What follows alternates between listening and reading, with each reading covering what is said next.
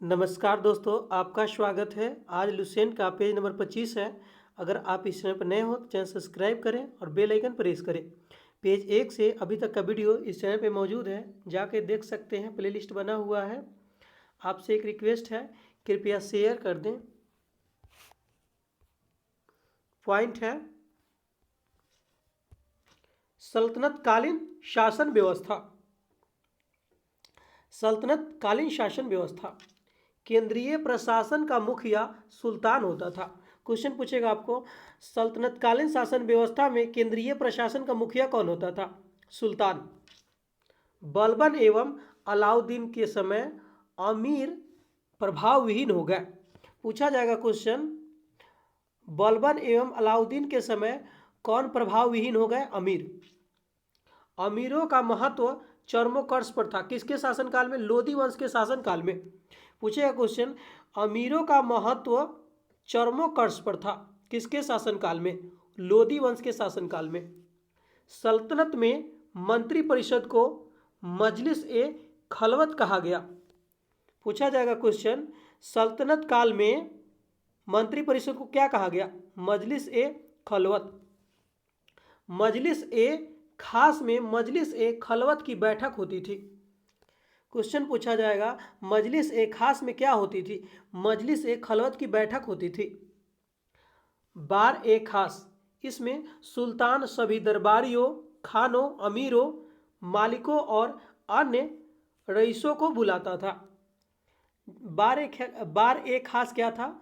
इसमें जो है सुल्तान जो है सभी दरबारियों को, खानों को, अमीरों को, मालिकों को एवं अन्य रईसों को बुलाता था।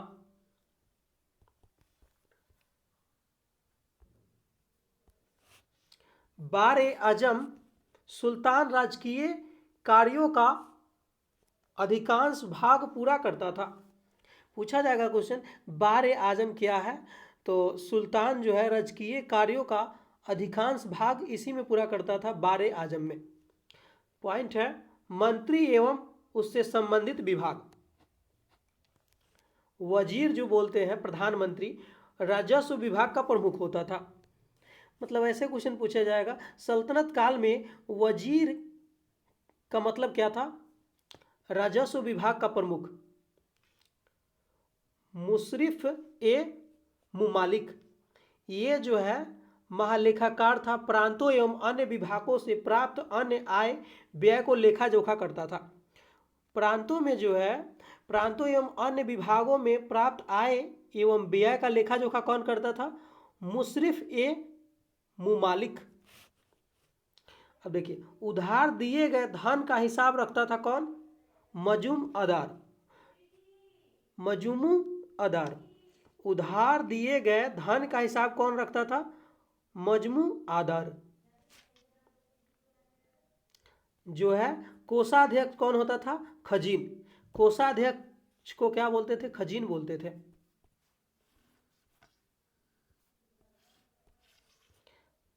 आरिज ए मुमालिक, ये ध्यान दीजिएगा दोस्तों, ये पूछता भी है। दीवान ए अर्ज अथवा सैन्य विभाग का प्रमुख अधिकारी होता था। आपको ऐसे क्वेश्चन पूछेगा, दीवान ए अर्ज अथवा सैन्य विभाग का प्रमुख अधिकारी कौन होता था? आरिज ए मुमालिक। धर्म विभाग एवं दान विभाग का प्रमुख कौन होता था? सद्र उस सुदूर। पूछेगा क्वेश्चन, धर्म विभाग एवं दान विभाग का प्रमुख कौन होता था? सद्र उस सुदूर। काजी उल कजात क्या है? सुल्तान के बाद न्याय का सर्वोच्च अधिकारी। पूछेगा क्वेश्चन आपसे, सुल्तान के बाद न्याय का सर्वोच्च अधिकारी कौन होता था? काजी उल कजात। बारिद ए मुमालिक क्या था? गुप्तचर विभाग का प्रमुख अधिकारी था। पूछेगा आपको क्वेश्चन, गुप्तचर विभाग का प्रमुख अधिकारी कौन होता था? बारिद ए मुमालिक। वकील ए दर, सुल्तान की व्यक्तिगत सेवाओं को देखभाल करता था। अब क्वेश्चन पूछेगा आपसे, सुल्तान की व्यक्तिगत सेवाओं को देखभाल कौन करता था? वकील ए दर। दीवान ए खैरात, यह दान विभाग था। पूछेगा आपसे क्वेश्चन, दान विभाग कौन था? दीवान ए खैरात। दीवान ए बंदगान यह दास विभाग था। ये पूछा हुआ प्रश्न है दोस्तों। दीवान ए बंदगान क्या है? दास विभाग है। दीवान ए इस्तिहाक इस्तिहाक है, यह पेंशन विभाग है। दीवान ए इस्तिहाक क्या है? पेंशन विभाग है। विभाग क्वेश्चन है यहाँ, सॉरी विभाग है यहाँ पे। बनाने वाला सुल्तान था। दीवान ए मुस्तखराज जो है कौन बनाता था? अलाउद्दीन खिलजी बनाने वाला। मतलब ऐसे क्वेश्चन पूछा जाएगा, दीवान ए मुस्तखराज किसके शासनकाल में बनाया गया? अलाउद्दीन खिलजी के शासनकाल में। यह वित्त विभाग का होता था। दीवान ए मुस्तखराज यह अलाउद्दीन ने बनाया था, अलाउद्दीन खिलजी ने। दीवान ए कोही किसके शासनकाल में बनाया गया? मोहम्मद बिन तुगलक के शासनकाल में। यह कृषि विभाग का होता था। दीवान ए कोही पूछ लेगा आपसे, दीवान ए कोही क्या है? यह कृषि विभाग का होता था। और किसने बनाया? मोहम्मद बिन तुगलक ने। दीवान ए अर्ज यह सैन्य विभाग का होता था। यह बलबन ने बनाया। पूछेगा क्वेश्चन, दीवान ए अर्ज क्या है? सैन्य विभाग है। और किसने बनाया? बलबन ने। दीवान ए बंदगान फिरोज शाह तुगलक ने। यह पूछा गया प्रश्न है दोस्तों, स्टार मार्क लगा लेंगे। यह भी सभी इंपॉर्टेंट ही क्वेश्चन है। दीवान ए बंदगान यह फिरोज तुगलक ने बनाया। दीवान ए खैरात यह भी फिरोज तुगलक ने बनाया। दीवान ए इस्तिहाक फिरोज तुगलक ने बनाया। आप ध्यान देंगे यहाँ पे दीवान ए बंदगान, खैरात, दीवान ए इस्तिहाक ये जो है तीनों फिरोज तुगलक ने बनाया।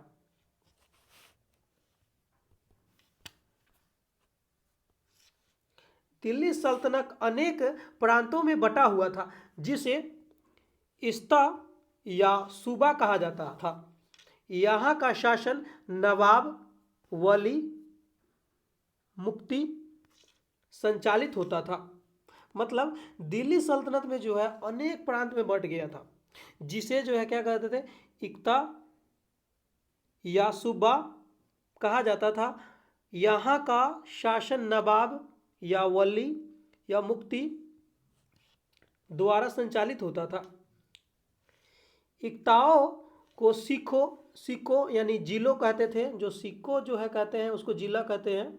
मतलब इक्ताओं को जिलों में विभाजित किया गया था। मतलब इक्ता जो है ये क्या था? यह जिला था, जिलों में विभाजित किया गया था, जहां प्रमुख अधिकारी सिकंदर होता था, सिकदार होता था, जो एक सैनिक अधिकारी था।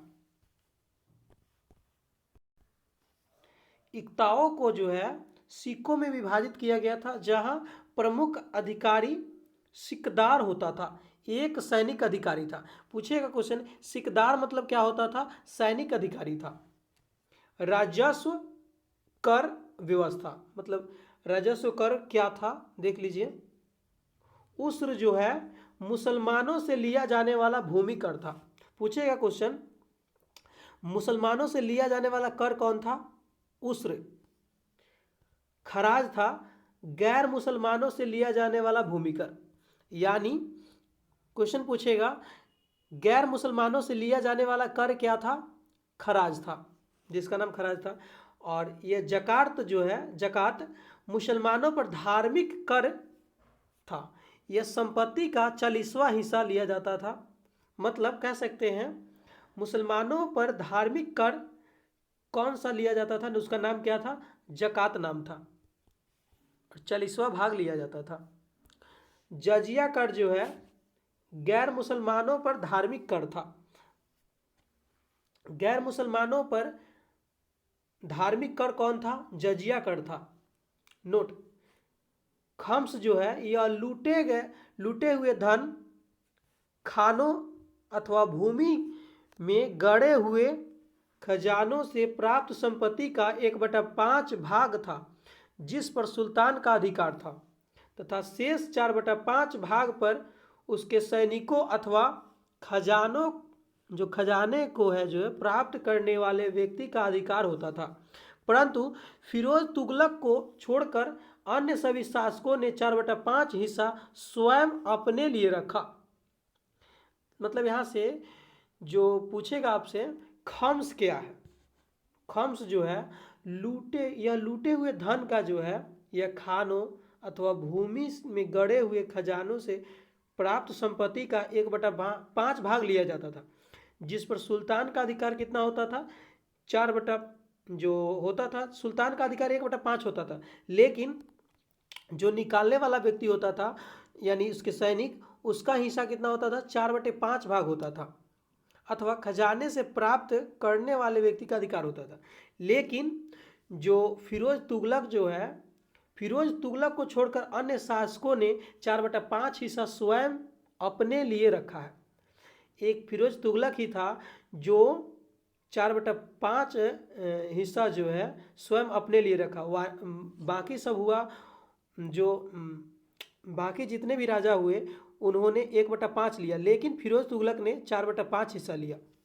सुल्तान सिकंदर लोदी ने गड़े हुए खजानों में से कोई हिस्सा नहीं लिया। लेकिन यहाँ पे एक पॉइंट नोट कीजिएगा, ध्यान दीजिएगा, सुल्तान सिकंदर लोदी ने जो है गड़े हुए खजानों में से कोई हिस्सा नहीं लिया।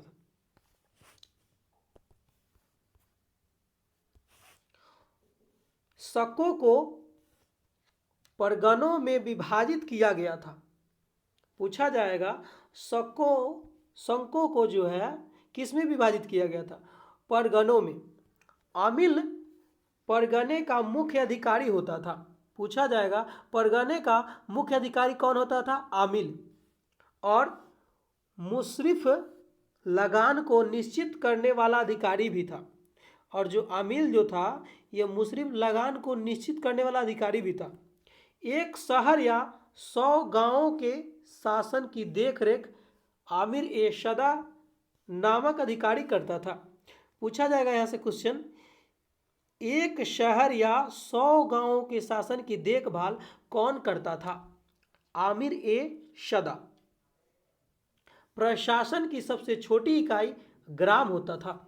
पूछा जाएगा क्वेश्चन, प्रशासन की सबसे छोटी इकाई क्या होता था, ग्राम। सुल्तान की अस्थाई सेना को खास खेल नाम दिया गया था।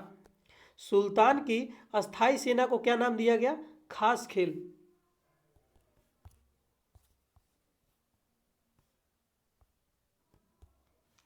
मंगोल सेना के वर्गीकरण का दशमलव प्रणाली को सल्तनतकालीन सैन्य व्यवस्था का आधार बनाया गया था। पूछा जाएगा क्वेश्चन, मंगोल जो सेना था वो जो वर्गीकरण जो है दशमलव प्रणाली के द्वारा किया। दशमलव प्रणाली को जो है सल्तनतकालीन सैन्य व्यवस्था के आधार पर बनाया गया था। सल्तनत काल में बारूद की सहायता से गोला फेंकने वाली मशीन को मंगलिक तथा अराद कहा जाता था। अब पूछा जाएगा यहाँ से क्वेश्चन जो है दोस्तों, सल्तनत काल में बारूद की सहायता से गोला फेंकने वाला मशीन को क्या कहा जाता था, मंगलिक तथा अराद। अलाउद्दीन खिलजी ने इक्ता प्रथा को समाप्त किया। पूछेगा क्वेश्चन, किसने जो है इक्ता प्रथा को समाप्त किया, अलाउद्दीन खिलजी ने। इक्ता प्रथा का दोबारा शुरुआत फिरोज तुगलक ने की थी। पूछेगा क्वेश्चन, इक्ता प्रथा की शुरुआत जो है दोबारा किसने किया, फिरोज तुगलक ने। यहाँ पे जो है 10 अश्वरोही एक सर एक खेल, मतलब 10 और अश्वरोही का मतलब जो है एक सर एक खेल था। 10 सर एक खेल का मतलब होता था सिपह सलार, 10 सिपह सलार का बराबर होता था एक अमीर। 10 अमीर के बदले होता था एक मालिक, और 10 मालिक के बदले होता था एक खान। यह जो है दोस्तों पोस्ट था। 10 अश्वरोही के जो होता था वो एक सर एक खेल के बराबर था, और 10 जो सर एक खेल था वो जो एक, ये सब ऊपर का मंत्री सब है, देख सकते हैं यहाँ पे 10 सर एक खेल जो है सिपह सलाहकार है, और 10 सिपह सलार के बराबर होता था एक अमीर। 10 अमीर के बदले एक मालिक होता था, और 10 मालिक के बदले एक खान होता था।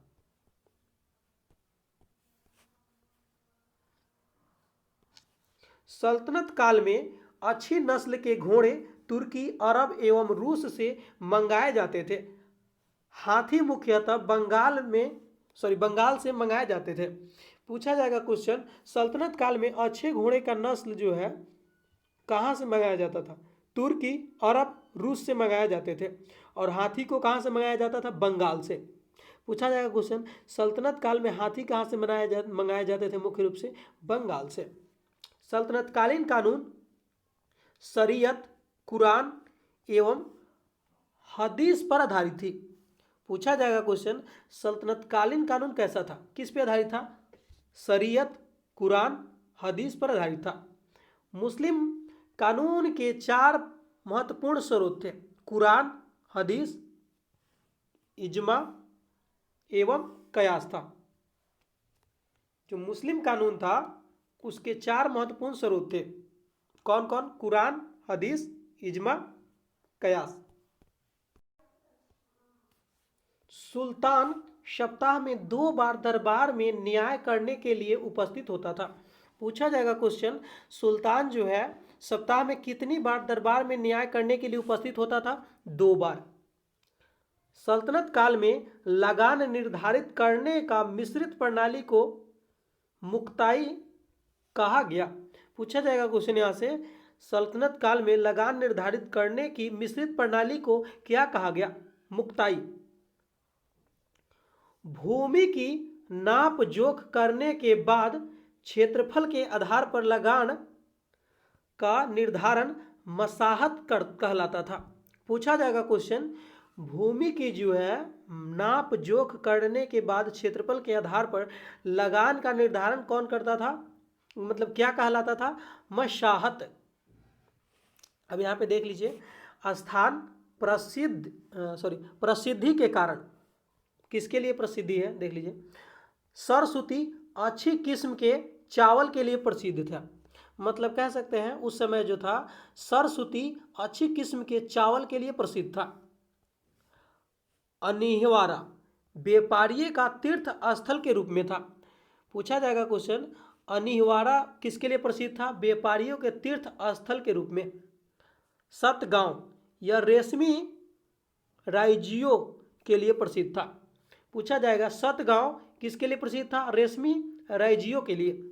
आगरा नील उत्पादन के लिए प्रसिद्ध था। आगरा में ताजमहल है। आगरा जो है किसके लिए प्रसिद्ध था उस समय? नील उत्पादन के लिए। बनारस सोने चांदी व जड़ी के काम के लिए। मतलब कह सकते हैं उस समय बनारस जो था सोने चांदी व जड़ी के काम के लिए प्रसिद्ध था।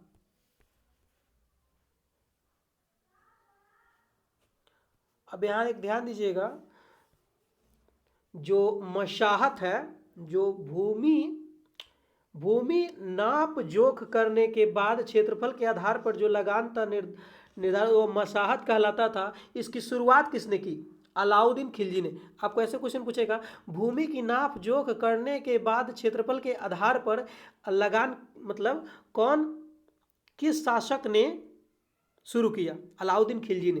मतलब नाप जोख कर जो क्षेत्रफल की दृष्टि से लगान को किसने शुरू किया? अलाउद्दीन खिलजी ने। पूर्णतः केंद्र के नियंत्रण में रहने वाली भूमि खालसा भूमि कहलाती थी। पूछा जाएगा क्वेश्चन, सल्तनत काल में केंद्र के नियंत्रण में रहने वाली भूमि को क्या कहते थे? खालसा भूमि कहलाती थी। अलाउद्दीन ने दान दी गई अधिकांश भूमि को छीनकर खालसा भूमि में परिवर्तित कर दिया। अब देख लीजिए कितना कह सकते हैं क्रूर। अलाउद्दीन ने जो है दान दी गई भूमि को क्या किया? अधिकांश भूमि को छीनकर खालसा भूमि में परिवर्तित कर दिया। पूछा जाएगा क्वेश्चन, दान दी हुई भूमि को किसने छीनकर खालसा भूमि में परिवर्तित कर दिया? अलाउद्दीन खिलजी ने। देवल सल्तनत काल में अंतर्राष्ट्रीय बंदरगाह के रूप में प्रसिद्ध था। पूछा जाएगा, देवल जो था सल्तनत काल में अंतर्राष्ट्रीय बंदरगाह के रूप में प्रसिद्ध था। अगला पॉइंट है विजयनगर साम्राज्य। विजयनगर साम्राज्य की स्थापना 1336 ईस्वी में हरिहर एवं बुक्का ने दो भाइयों ने की थी। पूछा जाएगा यहाँ से क्वेश्चन, विजयनगर साम्राज्य की स्थापना कब हुई? 1336 ईस्वी में। किसने किया? हरिहर एवं बुक्का ने। जो दो भाई थे, जो 5 भाइयों के परिवार के अंग थे, मतलब जो ये हरिहर एवं बुक्का थे, कितने भाई थे? 5 भाई। विजयनगर का शाब्दिक अर्थ होता है जीत का शहर। विजयनगर का शाब्दिक अर्थ क्या है? जीत का शहर। हरिहर एवं बुक्का ने विजयनगर की स्थापना विंध्यारण्य संत से आशीर्वाद प्राप्त करके ली। और यहाँ पे ध्यान दीजिएगा, ये प्रश्न पूछा गया है दोस्तों, यह विजयनगर साम्राज्य की स्थापना किसने की है? हरिहर एवं बुक्का ने। ये पूछा गया प्रश्न है बिहार पुलिस में। पूछे अगला प्रश्न है, हरिहर एवं बुक्का ने विजयनगर की स्थापना किस संत से आशीर्वाद लेकर की? विंध्यारण्य संत से आशीर्वाद प्राप्त करके स्थापना की। हरिहर एवं बुक्का ने अपने पिता संगम के नाम पर संगम राजवंश की स्थापना की। हरिहर एवं बुक्का ने जो है अपने पिता के नाम पे जो है संगम के नाम पे संगम राजवंश की स्थापना की। पूछा जाएगा क्वेश्चन, संगम राजवंश की स्थापना किसने की? हरिहर एवं बुक्का ने। और पूछेगा ये भी पूछ सकता है, संगम जो है राजवंश किसके नाम पर किया गया? जो हरिहर एवं बुक्का के पिता थे, उन्हीं के नाम पे संगम राजवंश के स्थापना हुई।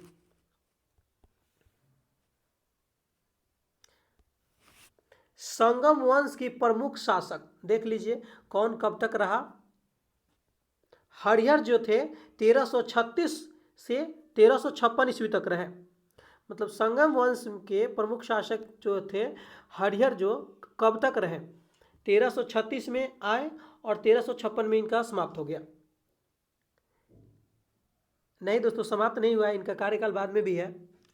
हरिहर जो थे 1336 से 1356 ईस्वी में, सॉरी यहाँ पे इनका कार्यकाल समाप्त हो जाता है 1336 से 1356, हमको यहाँ पे दिखाई दिया इसीलिए बोल दिए। हरिहर एवं बुक्का ने जो है, हरिहर कब तक रहे? 1336 से 1356 ईस्वी तक। बुक्का का शासनकाल 1356 से 1377 तक। बुक्का का शासनकाल मतलब बुक्का 1 है दोस्तों, बुक्का का शासनकाल कब तक? 1356 से 1337 तक। हरिहर का शासनकाल द्वितीय, देखिए यहाँ पे ध्यान दीजिएगा, हरिहर द्वितीय जो थे 1377 से 1400 ईस्वी तक रहे। हरिहर द्वितीय जो थे 1377 से 1404 ईस्वी तक रहे। देवराय वन जो थे 1406 से लेकर 1422 ईस्वी तक रहे। देवराय वन 1406 ईस्वी से 1422 ईस्वी तक शासन किए। देवराय द्वितीय का शासनकाल 1422 से 1446 था। देवराय द्वितीय का शासनकाल कब से कब तक था? 1422 से 1446 तक। मल्लिका अर्जुन का कब से कब तक था? 1446 से, यहाँ पे ध्यान दीजिएगा, मल्लिका अर्जुन का शासनकाल कब से कब तक था? 1446 से 1465। मल्लिका अर्जुन का शासनकाल 1446 से 1465। विरूपाक्ष द्वितीय का शासनकाल 1465 से 1485। विरूपाक्ष द्वितीय का शासनकाल 1465 से 1485। विजयनगर साम्राज्य की राजधानी हम्पी थी। पूछेगा क्वेश्चन, विजयनगर साम्राज्य की राजधानी कहाँ थी? हम्पी। विजयनगर साम्राज्य के खंडहर तुंगभद्रा नदी पर स्थित है। इसकी राजभाषा तेलुगु थी। पूछा जाएगा क्वेश्चन, विजयनगर साम्राज्य का खंडहर किस नदी के पर स्थित है? तुंगभद्रा नदी पर स्थित है। और विजयनगर की राजभाषा क्या थी? तेलुगु। हरिहर एवं बुक्का पहले वारंगल के काकतीय शासक प्रताप रुद्रदेव के संबंध थे। पूछा जाएगा क्वेश्चन, हरिहर एवं बुक्का पहले वारंगल के काकतीय शासक जो थे किन के सामंत थे? प्रताप रुद्रदेव का जो है सामंत थे। विजयनगर साम्राज्य पर क्रमशः निम्न वंशों ने शासन किया: संगम, सुलुभ, तुलुभ, आराविडु वंश। मतलब ध्यान दीजिएगा, विजयनगर साम्राज्य में जो है कौन कौन शासन किया? पहले संगम आया, उसके बाद सुलुब आया, तुलुब आया, ये तो दोनों याद ही हो जाएगा, सुलुब तुलुब, और ये आरा बिडू।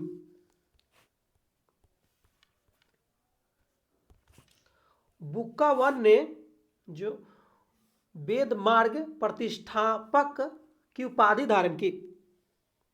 पूछा जाएगा क्वेश्चन, वेद मार्ग प्रतिष्ठापक की उपाधि किसने धारण किया? बुक्का ने, बुक्का वन ने। हरिहर द्वितीय ने संगम शासकों में सबसे पहले महाराजा धीराज की उपाधि धारण की। पूछा जाएगा क्वेश्चन, संगम शासकों में सबसे पहले महाराजा धीराज की उपाधि धारण किसने की? हरिहर द्वितीय ने। इटली का यात्री निकोलो कांटी विजयनगर की यात्रा पर देवराय प्रथम के शासनकाल में आया। पूछा जाएगा क्वेश्चन, इटली यात्री जो निकोलो कांटी था किसके शासनकाल में आया? विजयनगर की यात्रा करने किसके शासनकाल में आया? देवराय प्रथम के शासनकाल में। देवराय प्रथम ने तुंगभद्रा नदी पर एक बांध बनवाया ताकि जल की कमी दूर करने के लिए नगर में नहरें ला सके। सिंचाई के लिए उसने हरिद्र नदी पर भी बांध बनवाया। यहाँ पे ध्यान दीजिएगा, पूछा जाएगा किस शासक ने तुंगभद्रा नदी पर जो है एक बांध बनवाया?